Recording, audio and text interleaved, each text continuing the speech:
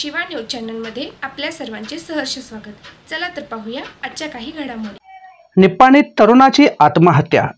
निप्पाणी येथील दत्तगली येथील 22 वर्षीय तरुणाने गळफास घेऊन आत्महत्या केल्याची घटना मंगळवारी रात्री 8 वाजता उघडकीस आली आहे।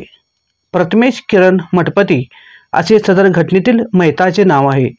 याबाबत समजलेली माहिती अशी की दत्तगली येथील प्रथमेश मठपती आपल्या आई वडिलांसोबत राहत होता।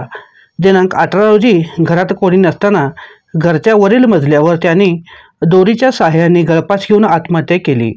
रात्री 8 वाजता सदर घटना उघडकीस आली।